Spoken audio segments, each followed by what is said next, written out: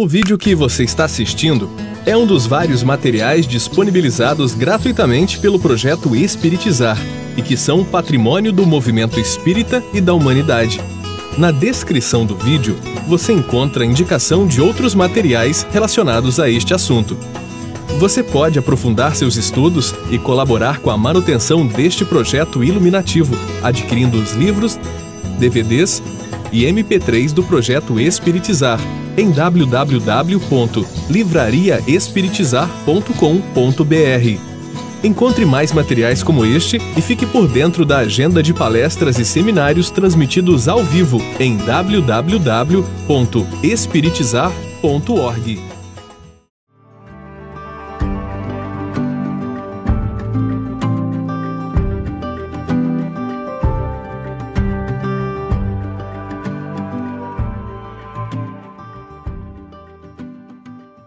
Vamos reflexionar agora sobre esse tema, vigilância e oração.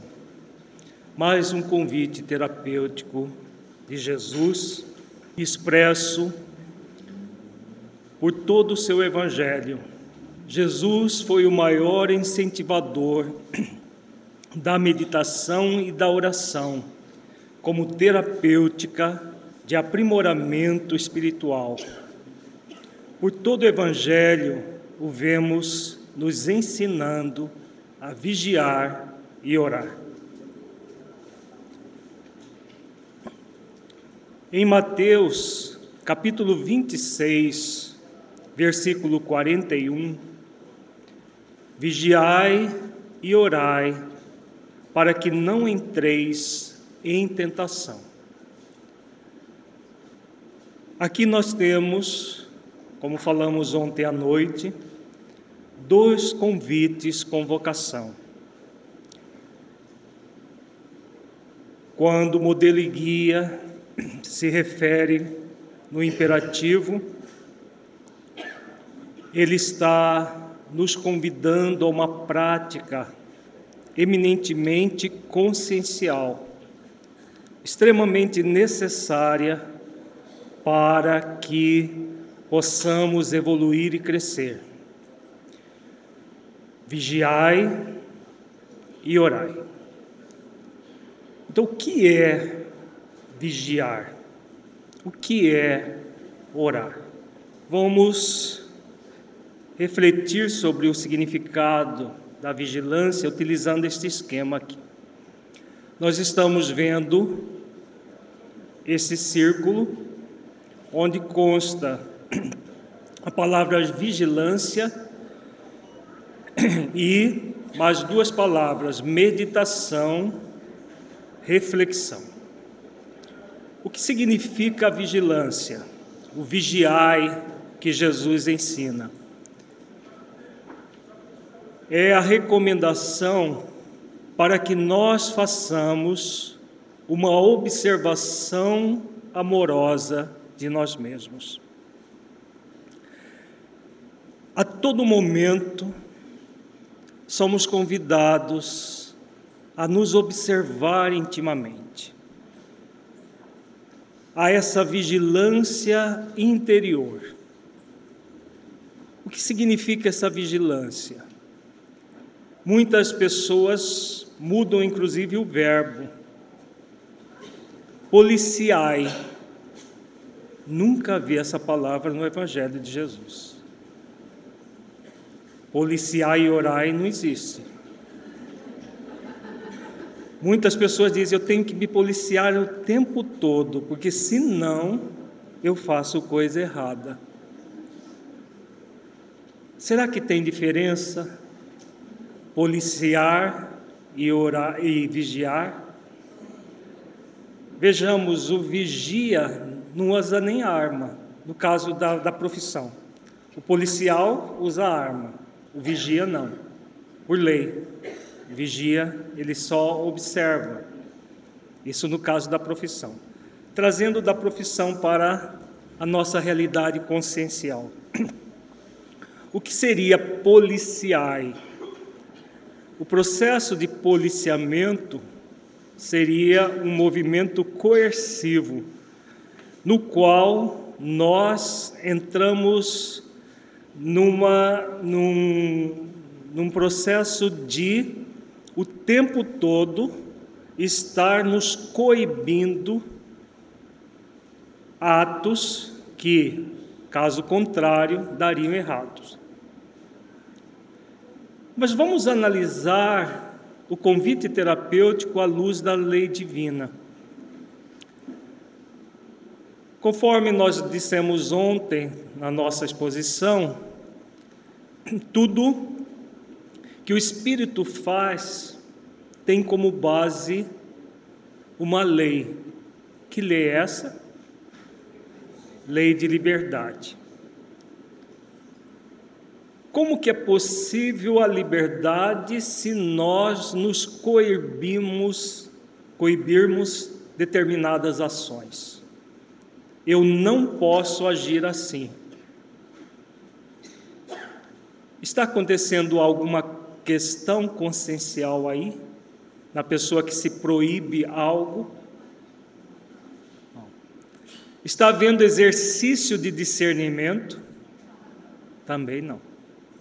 Está havendo, por um movimento que às vezes tem a ver com puritanismo, tem a ver com intelectualismo, tem a ver com uma série de questões egóicas mascaradas, no qual a pessoa, em vez de adentrar na essência do ensinamento cristão, do convite e convocação,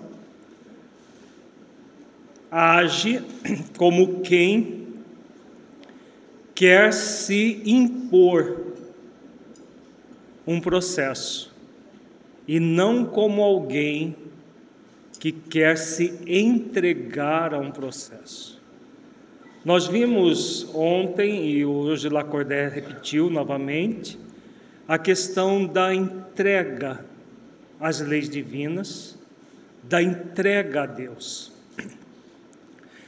Todo convite consciencial, o convite convocação que Jesus faz diretamente às nossas consciências, é algo ligado às leis divinas.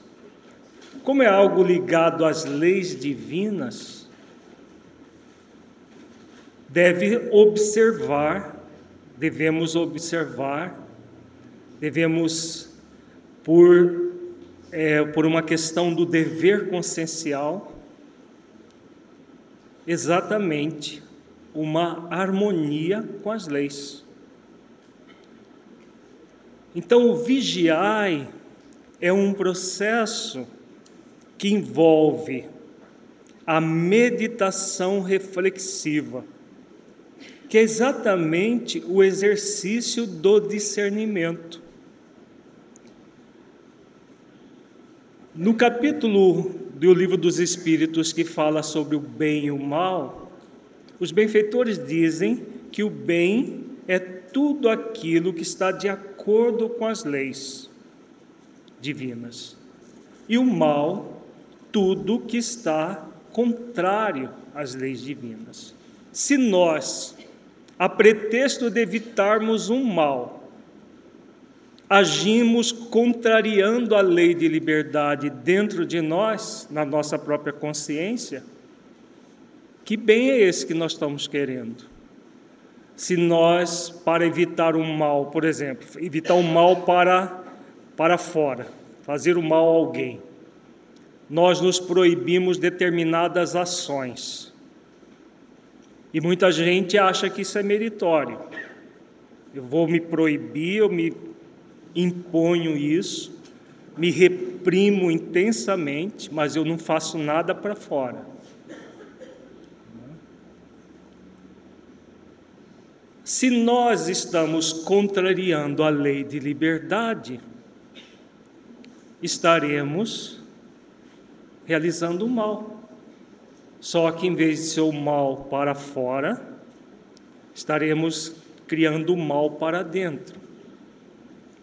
Mas será que nós estaremos realizando um bem para fora ou um pseudo-bem?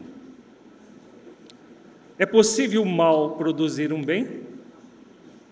É possível a repressão de uma lei divina dentro da nossa consciência produzir um bem? Com certeza não. Com certeza não é possível de um mal produzir um bem. Mas aí alguém pode objetar. Mas então vai virar uma libertinagem só. A gente não proíbe nada para nós mesmos, não coíbe nada. Nós vamos nos dar vazão a toda a inferioridade que existe em nós. Muitos pensam assim, como se a vida fosse de extremos. Ou você se reprime, ou você dá vazão. São os dois extremos equivocados. A vida não é assim, não deve ser assim. Buda já ensinou há 400 anos antes de Jesus o caminho do meio. E tudo aquilo que Jesus nos ensinou diz respeito a exatamente o caminho do meio, o equilíbrio entre os extremos. E isso passa pela vigilância, pelo vigiai. Diferente do policiai, que é o policiar, porque Jesus não falou policiai, diferente do policiamento, que é um processo de repressão, a vigilância é um processo de observação amorosa de si mesmo. Você se observa amorosamente, fazendo exercício de discernimento, percebe, isto que eu estou sentindo, esse desejo que eu estou querendo dar vazão, está contrário à lei de amor, justiça e caridade, que é o grande parâmetro para saber se um ato é bom ou não. Esse ato que eu desejo fazer, praticar, é desamoroso, injusto e descaridoso, seja comigo, seja com o meu próximo. Se for com o meu próximo, eu reprimir, eu estou sendo desamoroso, injusto e descaridoso comigo. Então, a vigilância faz com que nós observemos o desejo egóico e o que ela pede de nós. Ela pede que nós reflitamos sobre aquele ato com base no amor, na justiça e na caridade. Ao exercitar isso, nós estamos fazendo o quê? Ao fazer esse exercício de vigilância, nesse nível que estamos falando, o que nós estamos fazendo?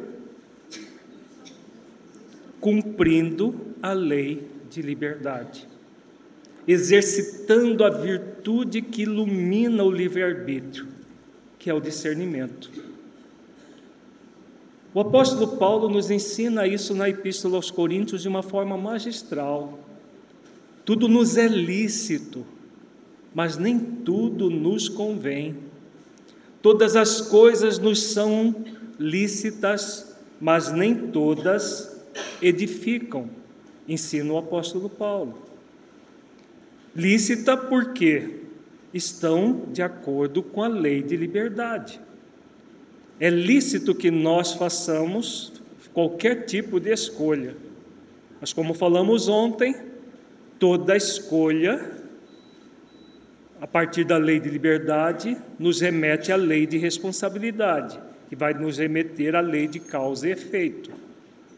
Então, se eu quero, como efeito, uma vida amorosa, justa, feliz para mim, eu tenho o dever consciencial de fazer exercícios de vigilância de mim mesmo, de observação amorosa de mim mesmo, para que, ao encontrar um desejo egóico, eu nem o reprima, nem dê vazão a ele. O que a vida nos convida a iluminar aquele desejo. utilizando um atributo do Espírito. Que atributo é esse? Qual é o atributo do Espírito que transmuta os nossos desejos egóicos? A vontade. Exatamente. A vontade essencial. Eu quero verdadeiramente me tornar um cristão de fato? Como nós falamos ontem, se eu quero, verdadeiramente eu posso. Eu acesso a lei de permissão para cumprir o dever de me conectar com a lei maior do universo, a lei de amor, justiça e caridade. Vejamos que a base de tudo está aí, no vigiai que Jesus orienta. Eu me observo amorosamente para tomar as providências que a vigilância está me apontando. Aqui tem um problema a ser resolvido. Nem dou vazão num processo de libertinagem, nem reprimo num processo de contrariar a lei de liberdade dentro de mim, porque não dá certo, é falso o processo. Quando eu reprimo um sentimento egóico, eu vou criar uma máscara desse sentimento no lugar, eu vou criar pseudo-virtudes e não virtudes verdadeiras, e de pseudo-virtuosos o mundo está cheio, de pessoas que reprimem os seus sentimentos egóicos, os seus vícios egóicos, mas não se transformam em pessoas melhores. São os hipócritas de todas as épocas da humanidade. Falam de virtudes, dizem que são virtuosos, mas na hora dos testemunhos agem de maneira contrária àquilo que falam. Então não é esse o caminho. O caminho é da reflexão. E a reflexão tem como base as leis divinas da nossa consciência. Vejamos que Jesus fala de uma tríade aqui: vigiai e orai. Então nós temos logo em seguida o orai. Para que serve o orai? Nós temos duas facetas importantes da oração: a contemplação e a comunhão. A contemplação é aquele movimento da criatura se harmonizando em pensamento com o Criador, que tem a ver com a lei de adoração. Para que serve a contemplação? Quando nós aquietamos a nossa mente, buscamos estabelecer um pensamento elevado ao Criador. Nós estamos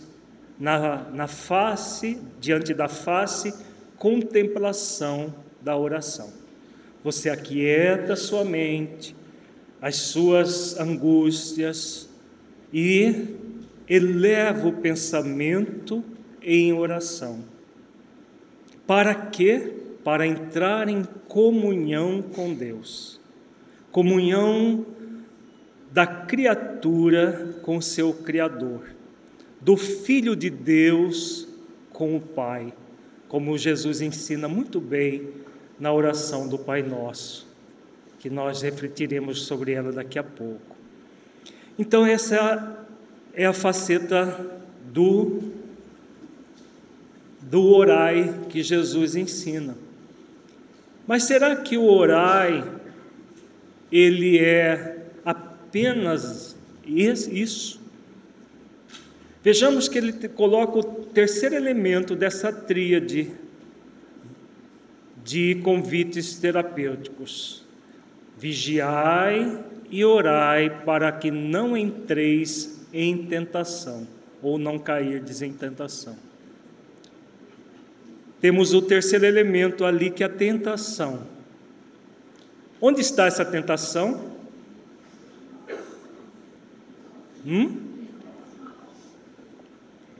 a tentação principal está em nós.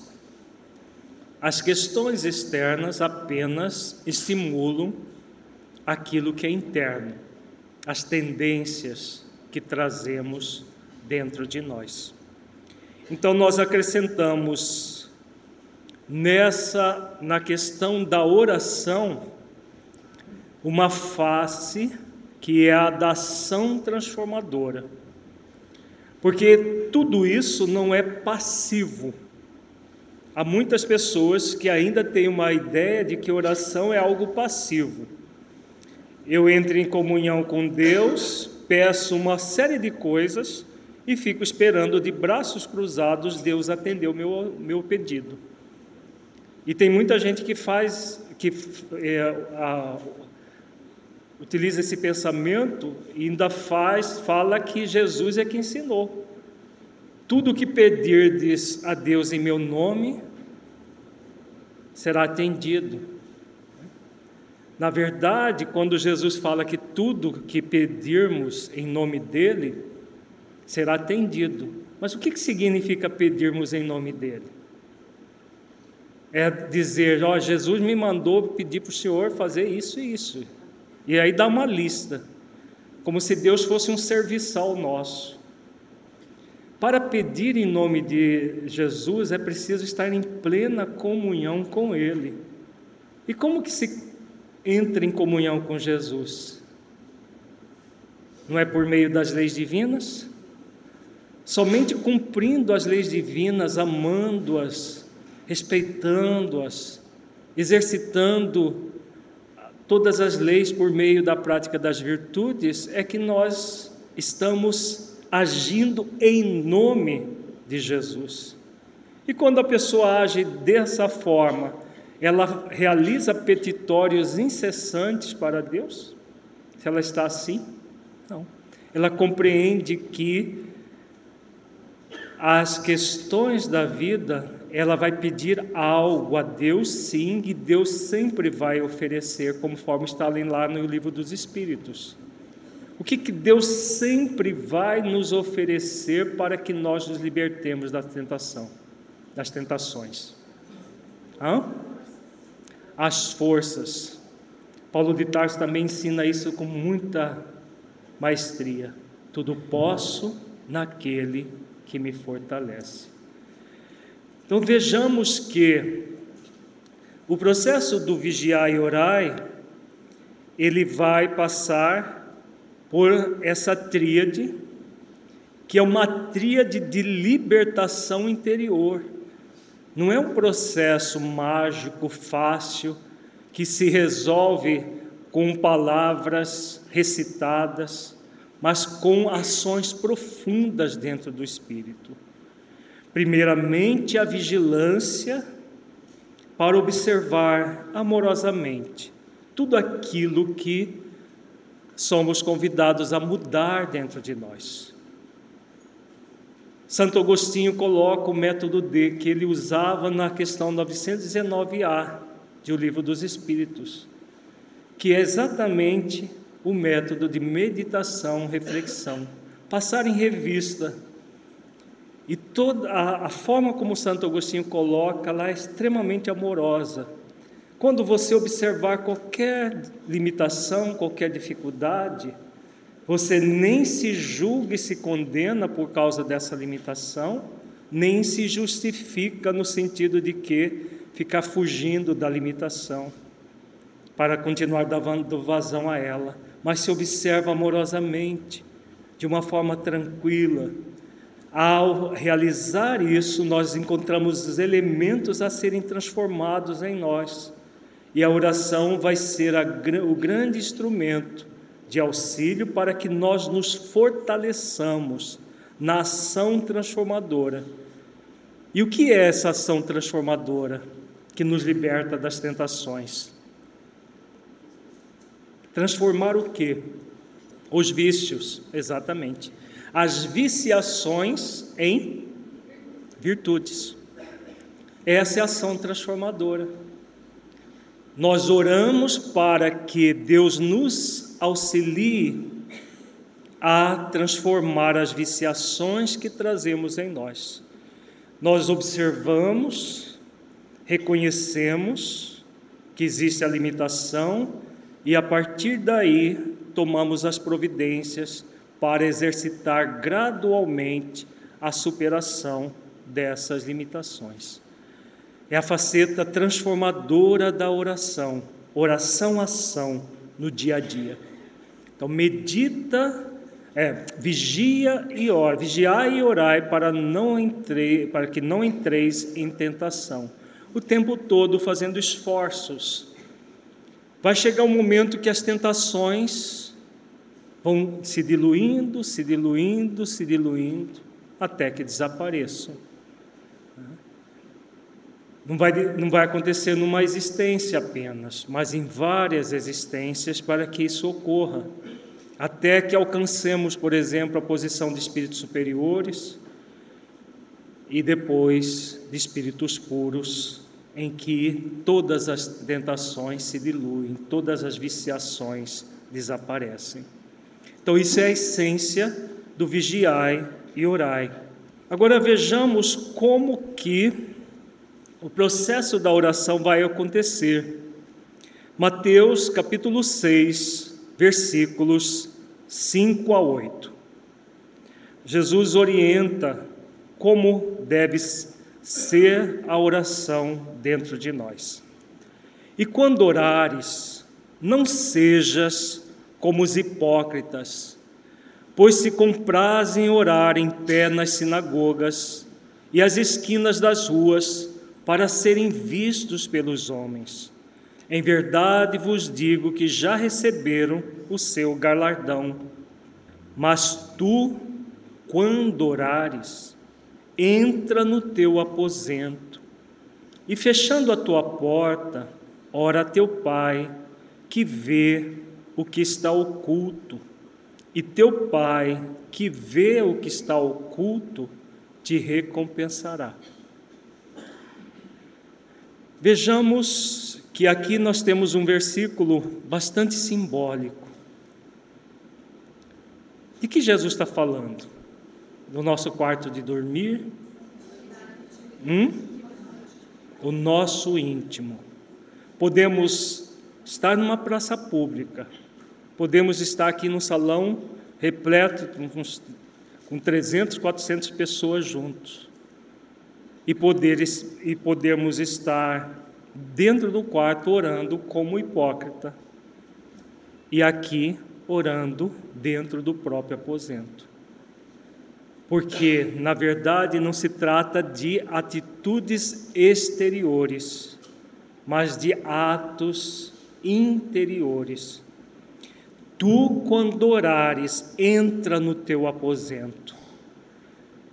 É como se nós estivéssemos sendo convidados a entrar no nosso coração, simbolicamente falando.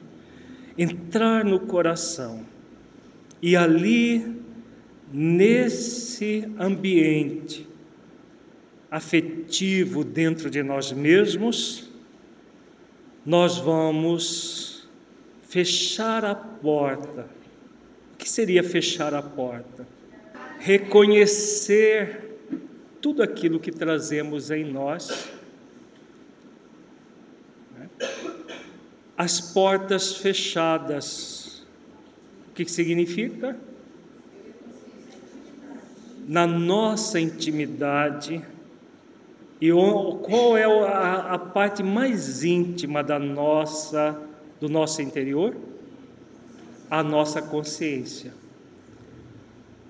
Nós não precisamos publicar as nossas mazelas, mas a nossa consciência sabe. E reconhecer isso é importante para nós, no nível consciencial. Então vejamos que é o que Jesus está dizendo aqui. Ora a teu Pai, que vê o que está oculto. Está oculto de quem? Dos outros. Mas está oculto da sua consciência? Não. Tudo que está na nossa consciência pode ser as coisas mais escabrosas. Não está oculto a Deus. Por quê? No Evangelho segundo o Espiritismo, é dito que Deus não se miscui nas coisas do dia a dia nosso. Será que Deus para tudo para olhar a nossa consciência naquele momento?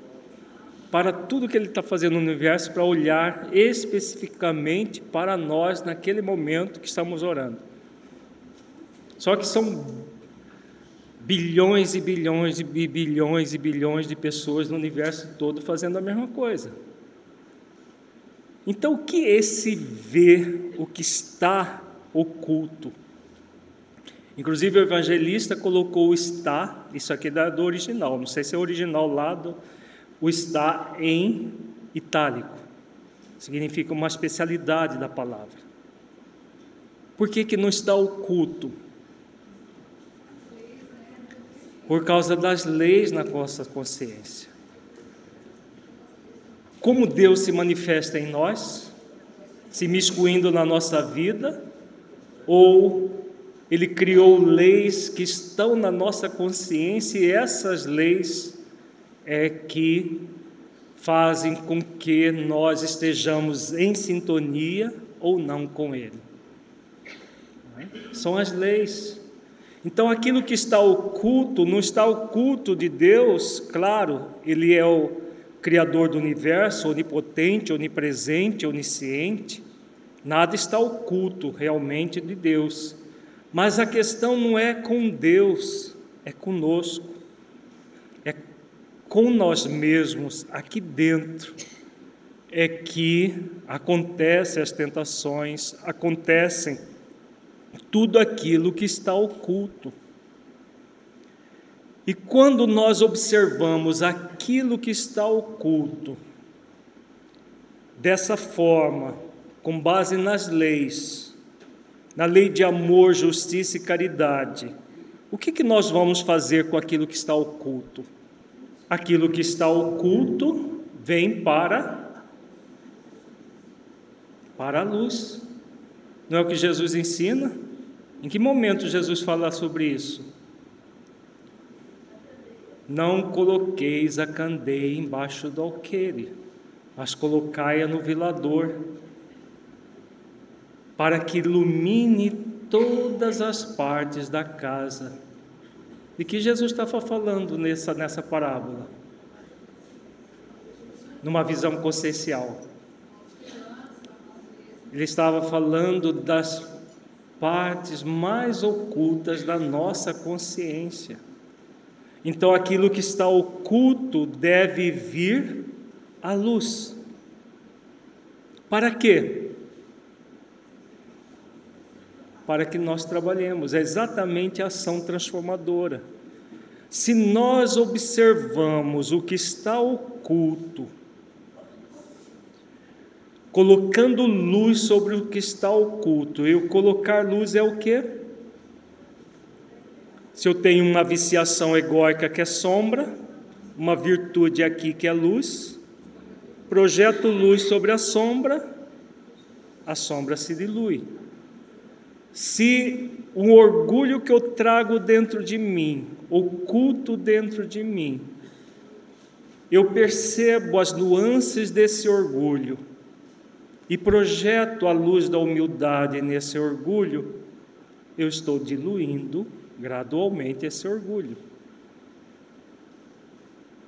E Jesus diz: e teu Pai, que vê o que está oculto, te recompensará. Que recompensa é essa? O bem-estar da consciência tranquila. Você não tem a perfeição que você gostaria, mas você está fazendo os esforços de aperfeiçoamento que você já pode fazer. Então, essa é a recompensa, esse é o júbilo que Paulo de Tarso falava nas epístolas. Rejubilai-vos, rejubilai-vos. Parece um visionário, né? Se olhar só ao pé da letra. Mas rejubilar com o quê? É com isso aqui. Você que estava no movimento, como ele estava no movimento de trevas, ao ir ao encontro encontro da luz, trazer essa luz dentro de si, isso é motivo de júbilo, de recompensa. E esse júbilo é consciencial, é o contentamento, que é a felicidade relativa possível aqui e agora sim, na atual existência. Não precisamos esperar uma felicidade remota lá, é aqui agora. Claro, felicidade relativa, como está nas obras básicas, mas é possível. Essa é a recompensa daquele que age consciencialmente. E a oração é um grande instrumento para essa ação consciencial. E neste versículo, Jesus fala de uma prática muito comum ainda hoje em dia. E orando, não useis de vãs repetições, como os gentios, que pensam que por muito falarem serão ouvidos. É aqui o hábito de muitas pessoas, que é a quantidade de oração que vale, e não a qualidade do pensamento. Precisa fazer tantos isso, tantos aquilo, como os gentios. O cristão verdadeiro não passa por isso, mas pela qualidade do pensamento. E tem gente que não é nem de quantidade, é do volume, né? Quanto mais alto, as pessoas gritam nas igrejas de todas as denominações. Uma vez recebemos uma foto dessas que circula pela internet. A pessoa escreveu uma frase no muro, acho que essa casa devia ser em frente de uma igreja dessas. Por favor, ore embaixo, Deus não é surdo. Porque é uma prática recorrente, né? Sem nenhuma crítica a esses irmãos, mas é essa repetição insistente da oração e no volume mais alto, como se houvesse surdez em Deus, em Jesus. E quanto mais retumbante é a palavra, quanto mais alta, vai ser melhor ouvida. Então, quem ora pelo pensamento é inútil, né? Porque está só no pensamento. Isso tudo que as pessoas criam de forma teológico-dogmática é porque não refletem sobre as palavras do Cristo. Está tudo muito claro aqui. Basta ter olhos de ver. Não vos assemelheis, pois, a eles, porque vosso Pai sabe o que vos é necessário antes de vós lhe pedirdes. Então, tudo que nos é necessário, os espíritos superiores que trabalham em nome de Deus, em sintonia com Jesus, sabe. O nosso anjo de guarda, que trabalha em sintonia com Jesus, sabe. Que trabalham em sintonia com Deus, sabe. Isso não quer dizer que nós não possamos pedir. Podemos sim pedir ajuda.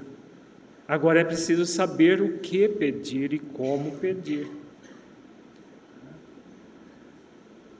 A humildade, o ato de pedir é um exercício de humildade, mas que não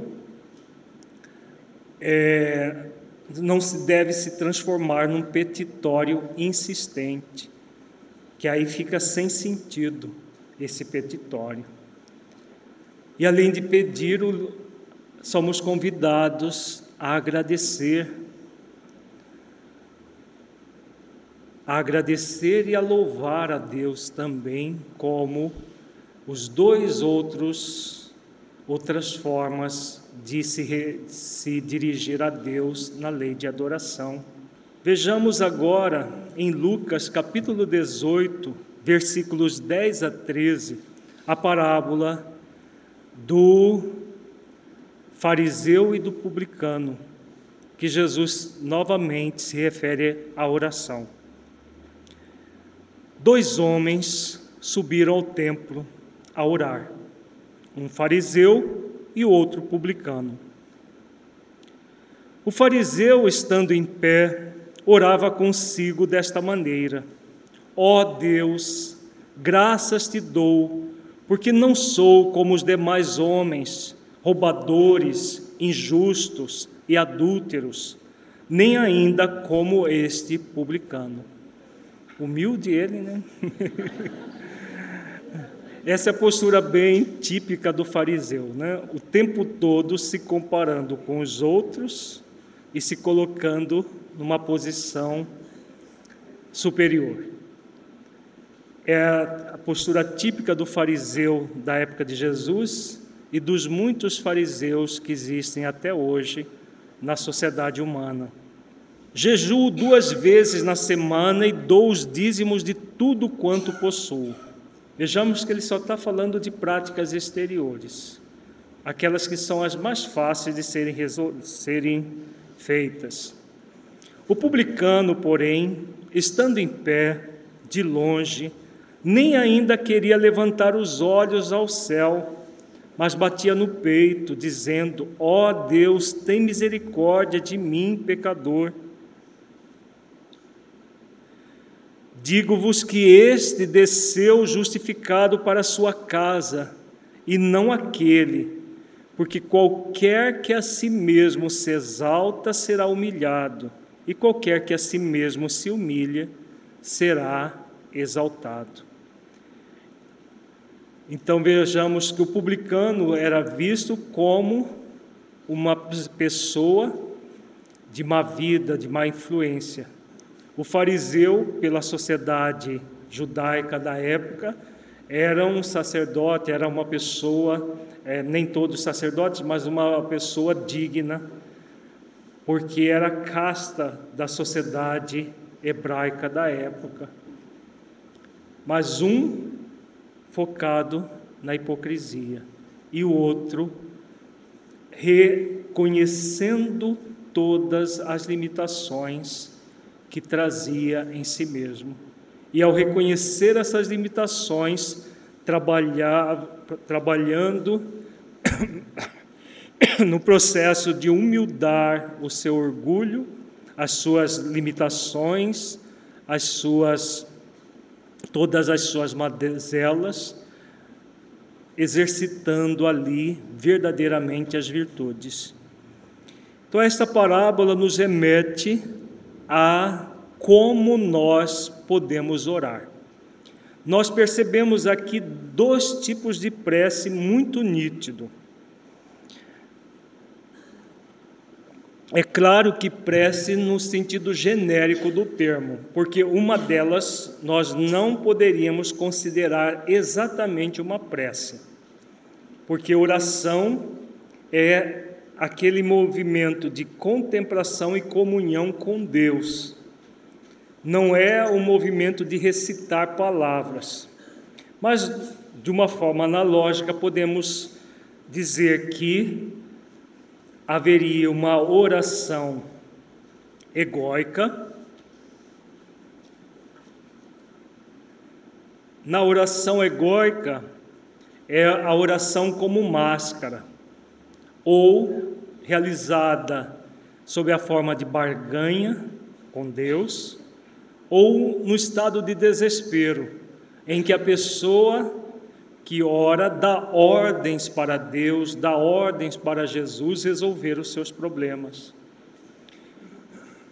Tudo não passa de um processo em que a pessoa recita palavras, seja da oração típica do fariseu ali, se comparando com o publicano, seja da barganha, daquela pessoa que ora, e se ela conseguir tal coisa, ela vai ficar um ano sem comer doce de leite, se ela conseguir tal coisa, ela faz isso, ela faz aquilo, normalmente coisas bem materiais para conseguir questões espirituais, barganhas com Deus.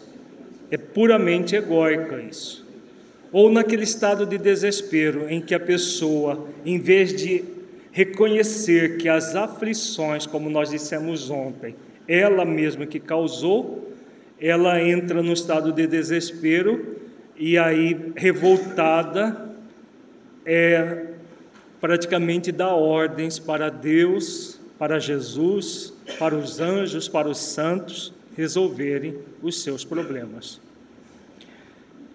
A outra, que poderíamos, que num sentido mais estrito, que seria a verdadeira oração, é a chamada oração essencial. Na oração essencial, ela acontece a partir da comunhão com Deus para rogar forças para superar as tentações. Exatamente o que o publicano fez. Ele ora rogando forças para superar as limitações que traz dentro de si.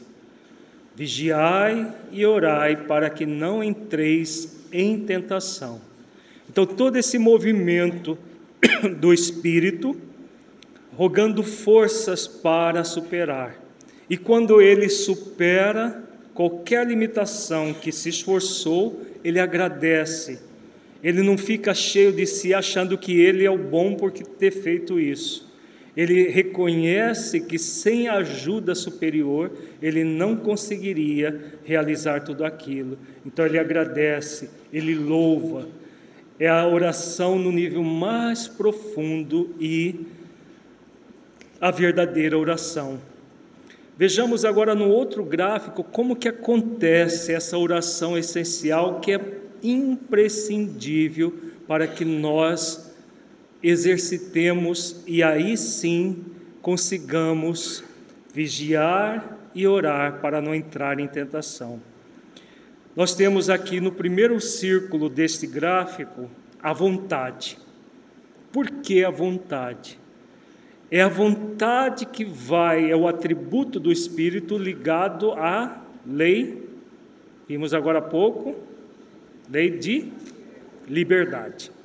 Então, eu quero verdadeiramente me libertar das tentações que eu trago dentro de mim? Quero. Então, se eu quero, como o publicano, ele reconhecia as tentações, as limitações dele, e estava ali querendo de fato superar. Então, se eu quero, eu exercito ali a minha vontade em conexão com a lei de liberdade. Juntamente com a vontade, eu estarei exercitando a fé convicta. Por que fé convicta? A fé que passa pelo raciocínio, pela reflexão e pelo sentimento. Eu raciocino e sei que esse é o melhor caminho. Aliás, é o único caminho de superação das limitações. Enquanto nós não reconhecemos aquilo que falamos ontem à noite, enquanto não houver reconhecimento, a pessoa fica ali envolvida com as suas limitações, com suas aflições, o seu sofrimento. Quando ela reconhece que ela própria gerou tudo aquilo e começa a fazer o trabalho de ir ao encontro de Jesus, no convite terapêutico de Jesus, de ir até Ele, do vinde a mim, fazendo esse exercício cada vez maior para refletir sobre o significado disso tudo, sentir no coração, e aí a partir desse sentimento, ela saber no nível profundo que a única forma de libertação é essa, ela está construindo o caminho dessa oração essencial. O terceiro elemento aqui é aquilo que nós já falamos, o livre-arbítrio. Eu quero isto de verdade?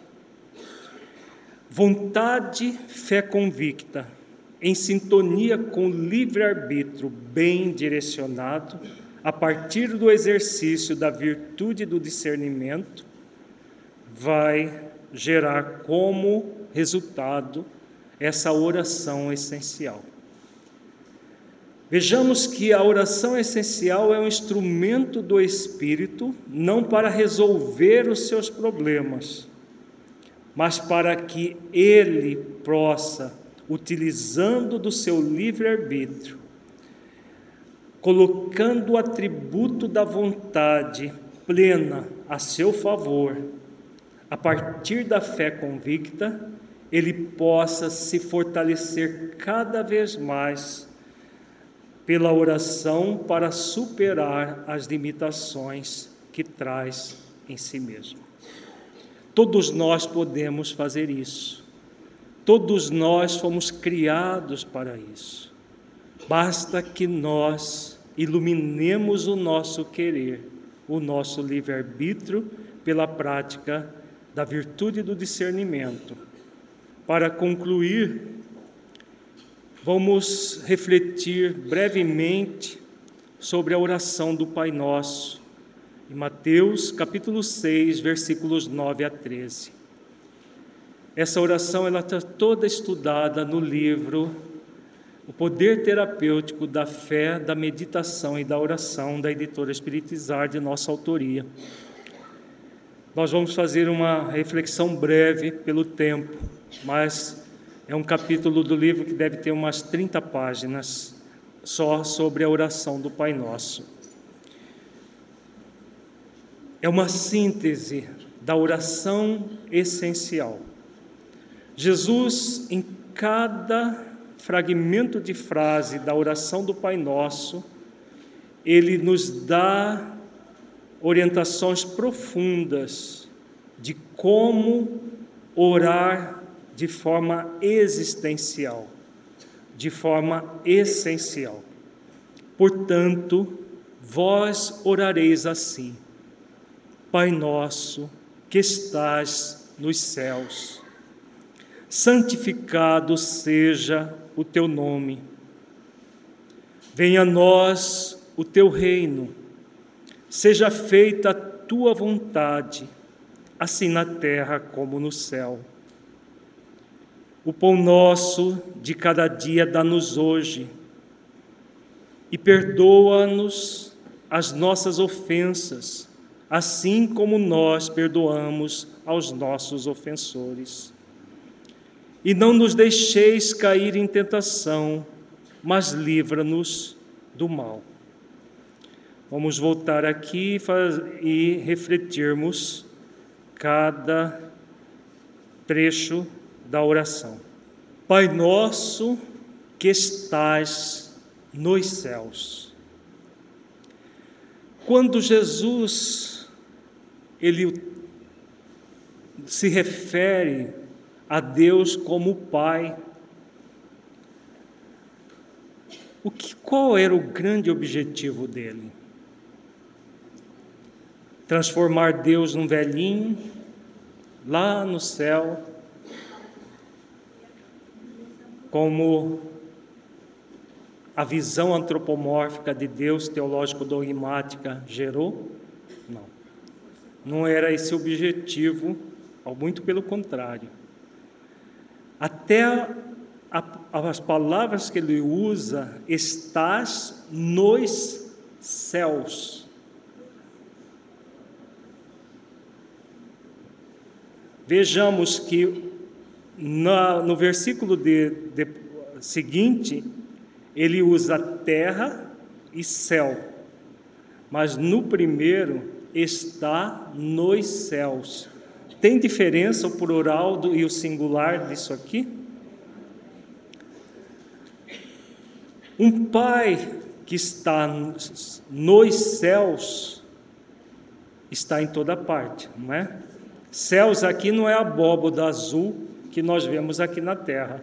Isso é apenas uma ilusão de ótica oferecida por um gás chamado ozônio. Essa abóboda azul, que a gente chama de céu. Os céus é o universo inteiro. Então o Pai aqui não é o velhinho antropomórfico. O que Jesus estava nos oferecendo aqui? Que lição ele estava oferecendo? Uma lição, uma orientação. Que somos filhos de Deus. Que existe um atributo, o Afro falou hoje de manhã sobre esse atributo. É um atributo imperecível, imutável, para todo sempre. Jesus é filho de Deus? Daqui a 1 quatrilhões de trilhões de anos, Jesus continuará filho de Deus? Nós também? Também. Então, por isso é o Pai. Mas por que Jesus não falou mãe? Não poderia ser mãe nossa que está nos céus? Por que não? A questão é que ele estava numa sociedade patriarcal, né? Se ele falasse mãe nossa que está nos céus, seria um escândalo para aquela sociedade patriarcal que valorizava o patriarca, o pai. A mãe era um apêndice apenas da família. Uma sociedade machista, patriarcal, seria um escândalo. Mas, na verdade, o pai aqui não é sexo masculino, nem mãe seria sexo feminino, porque Deus não tem sexo. Se o Espírito não tem sexo, imagina o Criador, né? Mas há uma paternidade em Deus ou não? Deus, ao mesmo tempo, provê e Ele aconchega. As duas coisas, a força divina, a providência divina, tanto nos provê quanto nos aconchega. Na exposição do nosso Marcelo hoje de manhã, aquela passagem que é uma das mais belas do Evangelho, na nossa opinião. Olhai os lírios do campo, que não tecem nem fiam, e Salomão, com todas as suas glórias, se vestiu como um deles. Olhai os pássaros dos céus, que não plantam nem colhem, e o Criador nem assim os deixa morrer de fome. Então nós vemos aí um pai, uma paternidade, não como sexo em si, mas como energia afetuosa, que ao mesmo tempo provê, aconchega no colo. Não dá para se sentir no colo de Deus quando Jesus fala isso? Quando você adentra a beleza do símbolo e traz essa beleza para dentro de si, você se sente no colo de Deus. Então é esse Pai que Ele está nos remetendo à nossa filiação, a filiação divina. Santificado seja o teu nome. Existe alguma coisa mais santa do que Deus no universo? Por que Jesus falou, santificado seja o teu nome? Vejamos, Deus é um nome ou é um título, algo? Existe nome para Deus? Por que santificado seja o teu nome? Na verdade, aqui nessa parte do Pai Nosso, Jesus está se referindo não a um nome propriamente dito, mas a um lugar de Deus dentro de nós. É muito interessante porque nesta parte do Pai Nosso já tem até comprovação científica. Sabiam? Tem uma comprovação científica muito interessante. Há algum tempo, alguns anos atrás, por exame de ressonância magnética, descobriu-se que nos lobos temporais do cérebro, aqui dentro da parte frontal, existe uma estrutura que os cientistas denominaram de ponto de Deus. O que é o ponto de Deus? todas as vezes que colocar uma pessoa num aparelho de ressonância magnética e pediu-se para que essa pessoa pensasse em Deus, essas duas áreas se iluminam. E não é apenas em Deus, mas qualquer virtude. Pede-se para a pessoa pensar em compaixão. As duas áreas ficam acesas, elas se iluminam mesmo, elas têm uma luminosidade diferente, uma cor diferente, porque a ressonância magnética ela mostra o cérebro funcionando em diferentes cores. Por que virtudes? Ao pensar na virtude, também esse ponto ilumina. O que é a virtude em nós? Virtude tem a ver com o quê?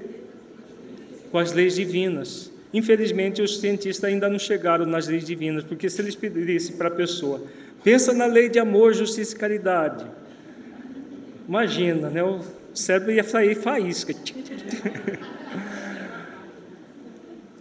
Eles ainda não conhecem as leis divinas como nós conhecemos no movimento espírita. Por isso eles falaram das virtudes. Mas o cérebro se acende, porque a virtude se liga à lei. É um processo autônomo isso. É da própria consciência do espírito. Não tem como pensar numa virtude e não acessar uma lei. Então, essa santificação de Deus acontece dentro de nós. No nosso próprio, claro que no cérebro é apenas uma consequência. Onde está acontecendo isso? No espírito. O espírito, por sua vez, passa essa energia para o perispírito, ilumina o perispírito. Um dia vamos desenvolver máquinas para poder observar o perispírito com toda certeza, mas através do próprio cérebro, que é um órgão feito de células delicadas, mas é um órgão, essa característica aparece ali, iluminando o espírito. Então, é esse lugar sagrado em nós, por isso santificado. Nós já trazemos em nós a santificação em Deus. Basta, o que nós somos convidados é acessar essa santificação. Não é simplesmente o nome, Deus, God. Como que é em francês, Ivon? Dieu, né? Dieu. Não é isso. Não é a língua, não é o nome. É esse contato. E isso, quando repetimos no Pai Nosso maquinalmente, nada acontece. Agora, se nós pensamos no significado disso dentro de nós, nós santificamos, nós iluminamos a nós mesmos. Venha a nós o teu reino.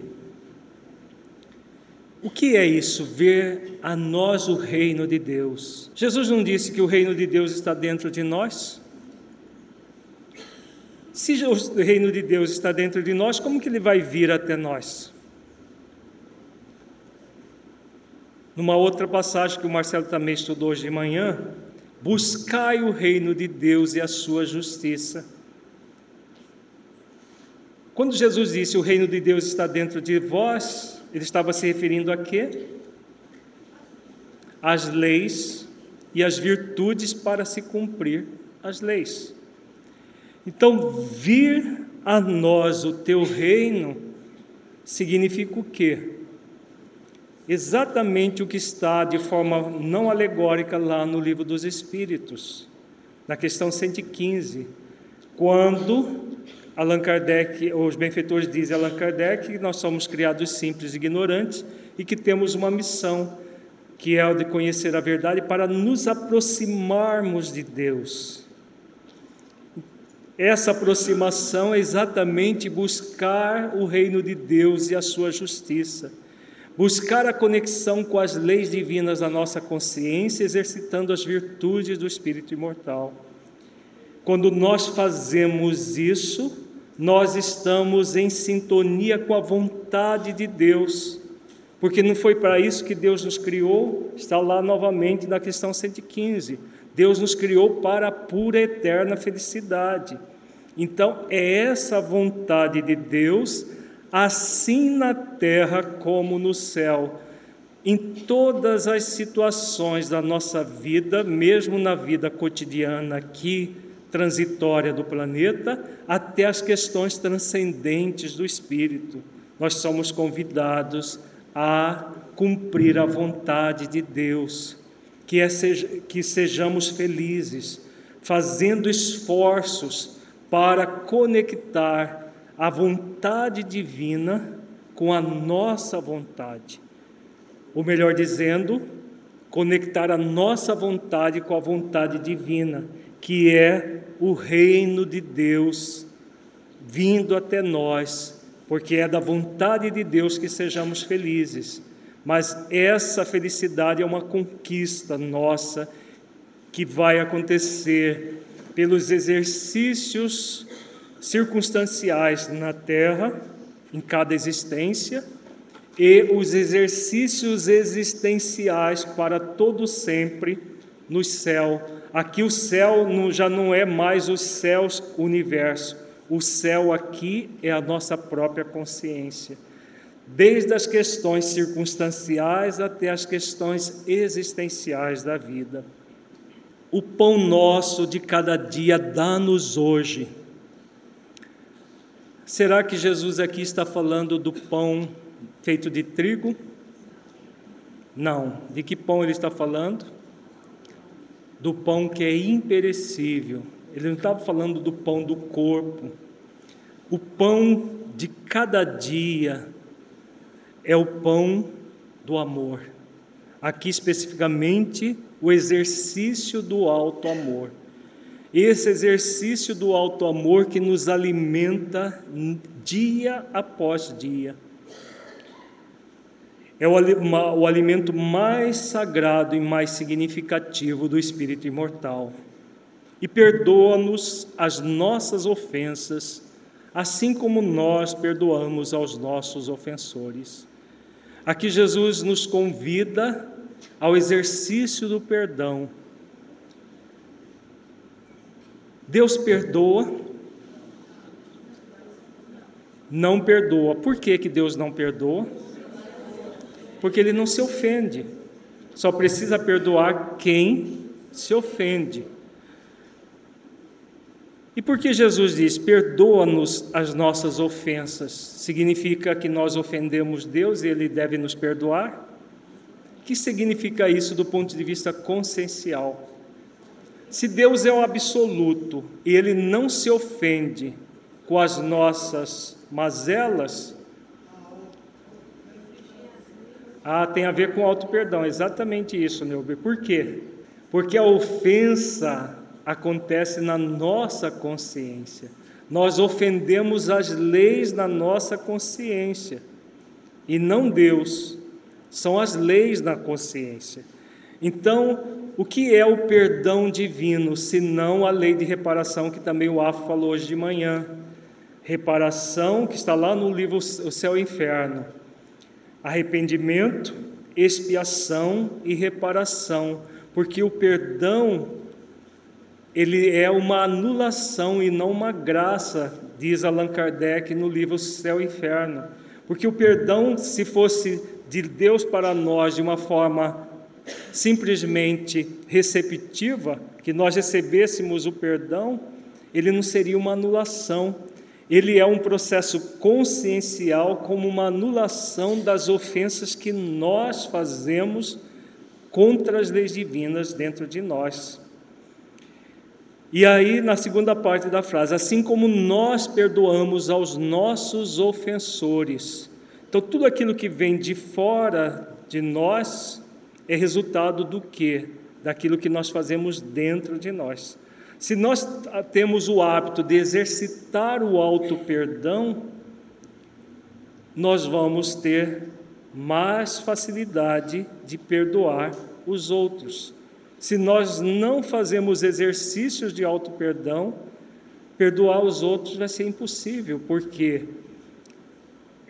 nós não habituamos a nos conectar com a lei de amor, justiça e caridade.